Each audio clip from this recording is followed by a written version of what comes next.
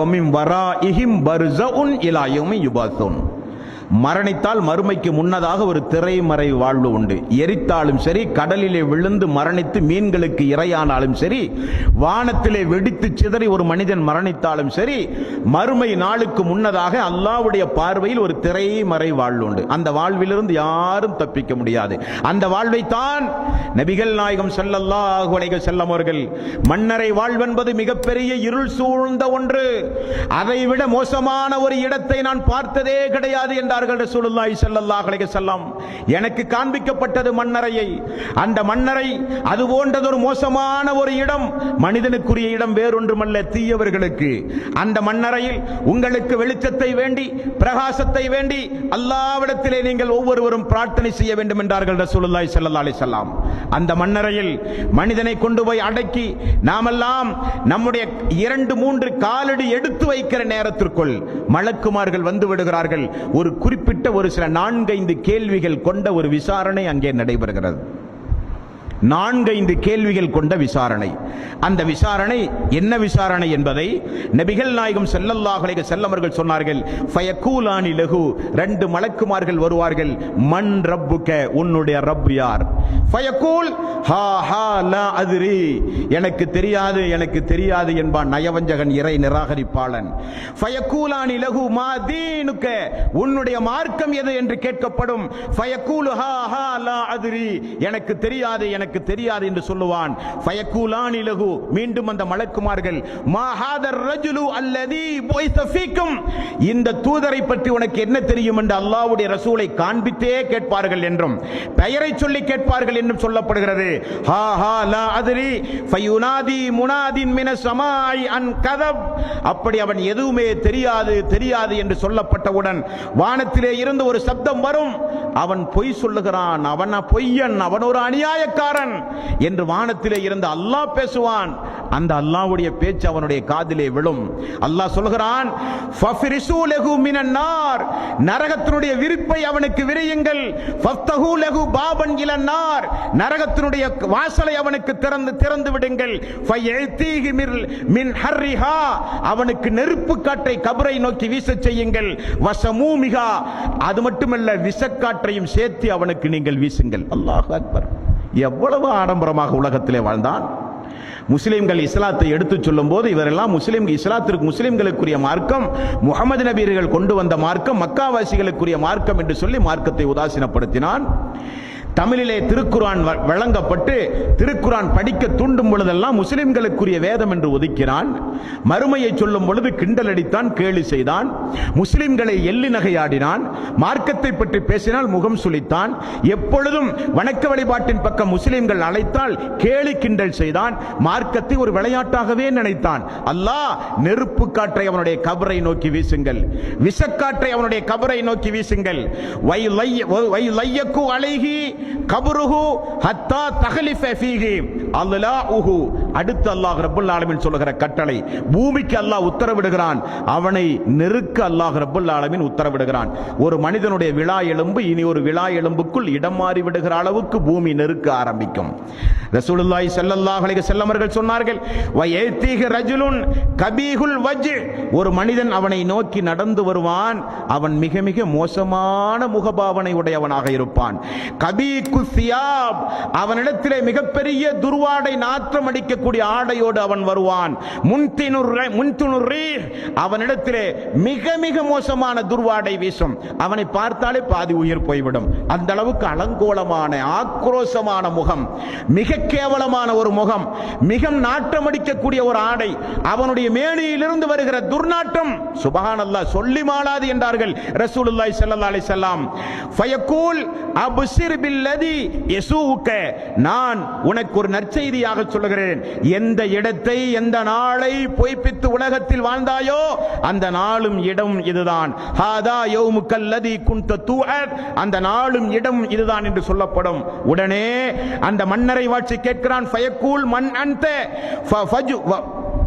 ஃபவஜ்ஹுகல் வஜ்ஹு யஜ்உ பிஸ்ஸிர்ரி, அநியாயத்தையும் அக்கிரமத்தையும் மிகப்பெரிய நஷ்டத்தையும் உன்னை நான் பார்த்தவுடனே விளங்குகிறேனே, மிகப்பெரிய கேவலத்தை கொண்டு வந்திருக்கிறாயே, நீ யார் என்று கேட்கும்போது அன அமலுக்கல் ஹபீஸ், நான் தான் நீ உலகத்தில் செய்த அசிங்கமான அருவருக்கத்தக்க கேவலமான அமல். அந்த அமலை அல்லாஹு தஆலா இப்படி மனித உருவில் என்னை மாற்றி உனக்கு அருகிலே அல்லாஹ் அமர வைத்திருக்கிறான். ஒரு நாளைக்கல்ல, அல்லாஹ் உன்னை இந்த இடத்திலிருந்து எழுப்புகிற நாள் வரை. ஃபயகூல், அந்த மனிதன் சொல்லுவான், ரப்பி லா துகிம், ரப்பி லா துகிம், அல்லாஹ் எனக்கு மறுமை நாளை கொண்டு வர முடியாது, கொண்டு வராது, இந்த கபர் வாழ்வே என்னால் தாங்க முடியாமல் இருக்கின்றது, அல்லாஹ் எனக்கு மறுமையை ஏற்படுத்தாது என்று அந்த மனிதன் கதறுவான், அந்த மனிதன் கத்துவான். உடனே மலக்குமார்கள், நபிகள் நாயகம் ஸல்லல்லாஹு அலைஹி வஸல்லம் அவர்கள் கூறுகிறார்கள், உடனே மலக்குமார்கள் மாஹாதர் ரஜுல் அல்லதீன புய்ஸ ஃபீக்கும் ஃபயகூல், ஒவ்வொரு கேள்விகள் அவனிடத்திலே கேட்கப்பட்டு அல்லாஹ்வுடைய ரசூல் சொல்கிறார்கள், அந்த நேரத்தில் அவனை அமர வைத்து சும்ம யுல்ரபு பிபித்ரகத்தின், ஒரு இரும்பு சுத்தி அந்த வானவர்கள் எடுப்பார்கள், மின் ஹதீஸி லர்பத்தன் பைன உதுனைஹி, அவனுடைய 2 காதுகளுக்கு மத்தியில் இருக்கிற பிடரியில் ஓங்கி அடிப்பார்கள். நபிகள் நாயகம் ஸல்லல்லாஹு அலைஹி வஸல்லம் அவர்கள் சொன்னார்கள், ஃபயஸீஹு ஸைஹத்தன் யஸ்மஉஹா மன் யலீஹி இல தகலைன், 2 காதுகளுக்கு மத்தியில் அவனை ஓங்கி ஒரு அடி அடிப்பார்கள். அல்லாஹ்வுடைய ரசூல் சொல்லுகிறார்கள், அடித்தால் என்ன நிலைமை ஏற்படும் தெரியுமா? அடிக்கிற மலக்கை அல்லாஹ் எப்படி நியமித்திருக்கிறான் தெரியுமா? சும்ம யுகையலு லஹு அமா அப்கமு, அந்த மலக்குக்கு காதும் கேட்காது, வாயும் பேச மாட்டார். அல்லாஹ்வுடைய ஒரு ஏற்பாட்டை பாருங்கள், சுப்ஹானல்லாஹ். அவன் போடுகிற சப்தம், அவனுக்கு கொடுக்கப்படுகிற தண்டனை, கொடுக்கப்படுகிற அந்த மலக்குக்கு காதும் கேட்காது, அவன் புலம்பினால் அவர் வாயும் பேச மாட்டார். அப்படிப்பட்ட சுத்தியிலை கொண்டு வந்து இப்படிப்பட்ட ஊனமுற்ற ஒரு வானவரின் மூலம் அல்லாஹ் தண்டனை கொடுக்கிறான். லவ் லுரிப பிஹா ஜபலுன் லசார துராப், அந்த சுத்தியிலை கொண்டு போய் ஒரு மலையிலே அடித்தால் மலை மண்ணாக போய்விடுமாம். அப்படியானால் எவ்வளவு வரையான தண்டனை அந்த மறுமை, அந்த கபரிலே அவனுக்கு கொடுக்கப்படுகிற தண்டனை. நரகத்தினுடைய வாசல் திறக்கப்படும், விஷக்காற்று வீசப்படும், நெருப்பு காற்று வீசப்படும், சுத்தியிலை கொண்டு போய் அடிக்கப்படும், பூமி நெருக்கப்படும். இதற்கு மத்தியில் மிகப்பெரிய அலங்கோல துர்நாற்றமுடைய ஒரு மனிதன் நம்மை தடவிக்கொண்டே நம்மோடு பேசிக் கொண்டிருக்கிறான். நாம் செய்த பாவ செயல் மனித உருவில் மாறி வருகிறது. அல்லாஹ் சொல்லுகிறான் 40வது அத்தியாயத்தின் 46வது வசனம், இது போக அவனுக்கு மறுமை நாளில் கொடுக்கப்படுகிற அந்த நரகம் உண்டுமே, அந்த நரகத்திற்கு காலையிலும் மாலையிலும் அவனை கொண்டு செல்லப்பட்டு கொண்டே இருக்கும் என்று அல்லாஹ் சொல்லுகிறான் திருக்குர்ஆனில். 40வது அத்தியாயம் 46வது வசனம், அன்னாரு யுரலூன அலைஹா உதுவன் வ அஸியா வ யௌம தகூமு ஸாஅத்து அத்ஹிலு அலா ஃபிர்அவுன அஸத்துல் அதாப், ஃபிர்அவுனையும் அவனுடைய கூட்டத்தார்களையும் காலையிலும் மாலையிலும் அவர்களுக்குரிய நரக நெருப்புக்குரிய இடத்திற்கு நான் கொண்டு சென்று கொண்டே இருப்பேன் என்று அல்லாஹ் ரப்பல் ஆலமீன் மன்னரை வாசிகளுடைய நிலைமைகளை குறித்து சொல்கிறான். முஸ்லிம் என்கிற நபிமொழி தொகுப்பில் 5500வது நபிமொழியாக நீங்கள் பார்க்கலாம். ஒரு மனிதனுக்கு கபரிலே விசாரணை செய்யப்பட்டு தீர்ப்பு சொல்லப்பட்டு அவன் நல்லவனாக இருந்தால் காலையிலும் மாலையிலும் சொர்க்கத்திற்கு அவன் அழைத்து செல்லப்பட்டு கொண்டே இருப்பான். அவன் ஒரு இறை நிராகரிப்பாளனாக இருந்தால் நரகத்திற்கு காலையிலும் மாலையிலும் அவன் அந்த இடத்தை அவனுக்கு காண்பித்து கொடுத்து கொண்டே இருப்போம். எவ்வளவு பெரிய ஒரு அதாப் என்று பாருங்கள், சுப்ஹானல்லாஹ். ஆகவேதானே ரசூலுல்லாஹி ஸல்லல்லாஹு அலைஹி வஸல்லம் அல்லாஹும்ம இன்னி அஊது பிக்க மின் அதாபில் கபர், அல்லாஹும்ம இன்னி அஊது பிக்க மின் அதாபில் கபர் என்று அல்லாஹ்வுடைய ரசூல் அல்லாஹ்விடத்திலே பிரார்த்தனை செய்ய சொன்னார்கள். அதுபோக நபிகள் நாயகம் ஸல்லல்லாஹு அலைஹி வஸல்லம் அவர்கள் ஒரு நாள் மலக்குமார்கள் மீகாயில் ஜிப்ரீல் அலைஹிஸ்ஸலாத்து வஸ்ஸலாம் அல்லாஹ்வுடைய ரசூலை அழைத்து கொண்டு போய் ஒவ்வொரு குற்றங்களுக்கும் உரிய தண்டனைகள் என்ன என்பதை பட்டியலிட்டு காண்பித்து கொடுத்த சம்பவம் உண்டு. ஒவ்வொரு தண்டனைகளையும் அல்லாஹ்வுடைய ரசூல் பார்த்து என்னால் சகிக்க முடியவில்லையே, யாதற்காக வேண்டி இந்த தண்டனை, ஏன் இந்த தண்டனை என்று கேட்ட பொழுதெல்லாம் இந்த காரியத்திற்கு இந்த தண்டனை, இந்த காரியத்திற்கு இந்த தண்டனை, இந்த பாவச் செயலுக்கு இந்த தண்டனை, இந்த கொடுஞ்செயலுக்கு இப்படிப்பட்ட ஆதாப் என்றெல்லாம் 2 மலக்குமார்கள் அல்லாஹ்வுடைய ரசூலுக்கு அல்லாஹ்வுடைய ரசூலை அழைத்து சென்று விளக்கிய சம்பவமும் ஹதீஸ்களிலே பார்க்கிறோம். புகாரியில் 1143வது நபிமொழி, 1143வது நபிமொழி. அல்லாஹ்வுடைய ரசூல் ஒரு மனிதனை பார்க்கிறார்கள் முதலில். கையில் மிகப்பெரிய ஒரு பாறாங்கல்லை எடுத்து படுத்து கிடக்கிற ஒரு மனிதனுடைய தலையிலே போடுகிறான். தலை சிதறுகிறது, பாறாங்கல்லும் உருண்டு ஓடுகிறது. அந்த கல்லை அந்த மனிதன் எடுத்து வருகிறான், மீண்டும் தலை சேர்ந்து விடுகிறது. மீண்டும் இரண்டாவது முறை பாறாங்கல்லை தலையிலே போடுகிறான், தலை சிதறுகிறது, அவன் கதறுகிறான். மீண்டும் கல்லை எடுத்து வந்து மீண்டும் தலையிலே போடுகிறான். தினசரி இப்படி தலை சிதைக்கப்படுகிற ஒரு கொடுமையை ரசூல் ஸல்லல்லாஹு அலைஹி வஸல்லம் அவர்கள் பார்த்து நெஞ்சு பொறுக்குதில்லையே. எதற்காக வேண்டி இந்த அதாப், எதற்காக வேண்டி இந்த கொடுமை? நரகத்திலே கொடுக்கப்படுகிற கொடுமை அல்ல, கபரிலே கொடுக்கப்படுகிற வேதனை. ரசூலுல்லாஹி ஸல்லல்லாஹு அலைஹி வஸல்லம் அவர்களுக்கு சொல்லப்பட்டது, ஃபஇன்னஹு யஹுதுல் குர்ஆன ஃபயர்ஃபிலுஹு. அவன் திருக்குர்ஆனை ஓத மறுத்தான், திருக்குர்ஆனை கற்று அதன்படி நடப்பதற்கு அவன் மறுத்தான். வயானாம், அவன் உறங்கினான். அன்னி ஸலாத்தில் மக்தூப், மக்கள் தொழுகும் போது அவன் உறங்கியே காலத்தை கழித்தான். மக்கள் தொழும் பொழுது அவன் உறங்கியே காலத்தை கழித்தான் என்று ரசூலுல்லாஹி ஸல்லல்லாஹு அலைஹி வஸல்லம் அவர்களுக்கு சொல்லப்படுகிறது. ஆமாம் சகோதரர்களே, தொழுகை என்பது சாதாரணமான ஒரு இபாதத் அல்ல. என்றைக்கு ஒரு மனிதன் இஸ்லாத்தை தழுவினானோ அப்பொழுதே அவன் மீது கடமையாக்கப்படுகிற இபாதத்.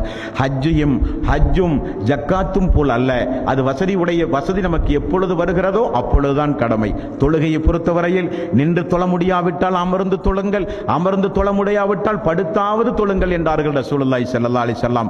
அப்படிப்பட்ட தொழுகையை பேணாத மக்களுக்கு கபரில் கொடுக்கப்படுகிற தண்டனை இந்த தண்டனை.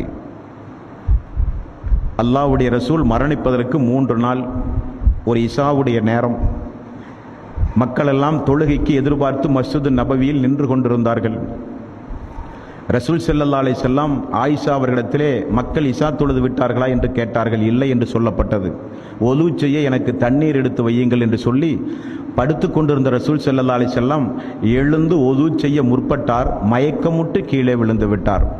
அப்பொழுதுதான் அல்லாஹ்வுடைய ரசூலுக்கு தெரிகிறது, இனி நம்மால் நடக்க முடியாது, எழுந்து கூட நிற்க முடியாது என்பதை அல்லாஹ்வுடைய ரசூல் புரிந்து கொண்டார்கள். இருந்தாலும் சிறிது நேரத்தில் முகத்தில் தண்ணீர் தொளித்து உணர்வு வந்தவுடன் மீண்டும் ரசூல் ஸல்லல்லாஹு அலைஹி வஸல்லம் மக்கள் இஷா தொழுது விட்டார்களா என்று கேட்டார்கள். இல்லை என்று சொல்லப்பட்டது. இரண்டாவது முறையும் அல்லாஹ்வுடைய ரசூல் எழுந்து நிற்க முயற்சி செய்யும் போது மீண்டும் மயக்கமுற்று கீழே விழுந்து விட்டார். 3 முறை மயக்கமுற்று கீழே விழுந்தவுடன் இனி நம்மால் நிச்சயம் பள்ளிக்கு செல்ல முடியாது என்பதை உணர்ந்து, பள்ளியும் வீடும் வெகு தொலைவல்ல, வீட்டினுடைய திரைச்சீலையை திறந்து பார்த்தால் பள்ளியில் மக்கள் தொழுவது தெரியும். அந்த அளவுக்கு வீடும் பள்ளியும் நெருக்கமாக இருந்த வீடு அல்லாஹ்வுடைய ரசூலுடைய வீடு. அங்கு ஒரு எட்டு எடுத்து வைத்து மக்களுக்கு தொழுகை நடத்த முடியாத அளவுக்கு 3 முறை மயக்கமுற்று கீழே விழுந்தவுடன் தன்னுடைய மகள் ஆயிஷா, தனது மனைவி ஆயிஷா அவர்களை பார்த்து, உம்முடைய தந்தை அபூபக்கர் உண்டா என்று கேட்டார். உண்டு யா ரசூலல்லாஹ் என்று சொன்னவுடன் அபூபக்கரை அழைத்து மக்களுக்கு இமாமத்தாக இஷா தொழுகை நடத்துமாறு நான் கட்டளையிட்டேன் என்று சொல்லுங்கள் என்று சொன்னவுடன் ஆயிஷா அவர்களை பாருங்கள், யா ரசூலல்லாஹ், என்னுடைய தந்தையை உங்களுக்கு தெரியாதா? நீங்கள் நின்று தொழுகிற இடத்தில் அவர் நின்று தொழுதினால் குர்ஆன் வசனம் ஓதும் போது அழுது விடுவாரே யா ரசூலல்லாஹ் உங்களை நினைத்து. ஆகவே உமர் அவர்களை பார்த்து நீங்கள் தொழ வைக்க சொல்லக்கூடாதா யா ரசூலல்லாஹ் என்று சொன்னவுடன் ரசூலுல்லாஹி ஸல்லல்லாஹு அலைஹி வஸல்லம் கண்டிப்பாக அபூபக்கர் தான் தொழ வேண்டும் என்று மிக கட்டளையிட்டார்கள் அல்லாஹ்வுடைய ரசூல்.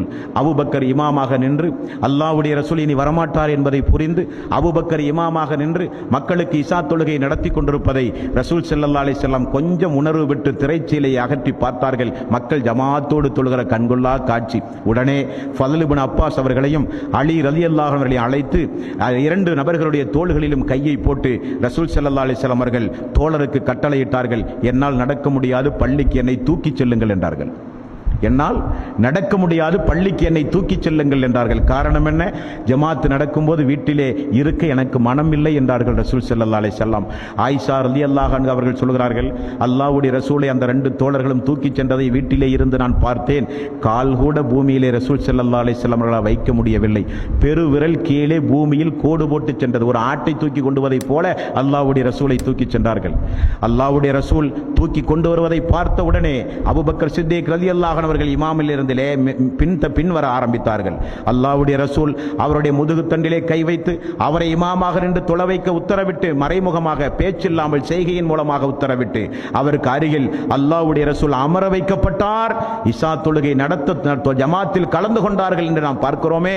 மரண நேரத்தில் கூட, சக்கராத்துடைய நேரத்தில் கூட முகத்திலே ஈரத்துண்டை போட்டுக் கொண்டிருந்த ரசூல் ஸல்லல்லாஹு அலைஹி வஸல்லம் அந்த முகத்திலே இருக்கிற துண்டை அகற்றி மக்களே தொழுகை, மக்களே தொழுகை, மக்களே தொழுகையை பேணுங்கள், தொழுகையை கைவிட்டு விடாதீர்கள், தொழுகையை பேணுங்கள் என்று ரசூலுல்லாஹி ஸல்லல்லாஹு அலைஹி வஸல்லம் கடைசி நேரம் வரை இந்த உம்மத்திற்கு தொழுகையை பற்றி மிக கடுமையாக அல்லாஹ்வுடைய ரசூல் வலியுறுத்தி சொன்னார்களே, அந்த தொழுகையை தொழாமல் ஒரு மனிதன் வீணடித்தால் அவனுக்கு நரகத்தில் கொடுக்கப்படுகிற தண்டனை அல்ல, கபரிலே கொடுக்கப்படுகிற தண்டனை, அவனுடைய தலை சிதைக்கப்படும்.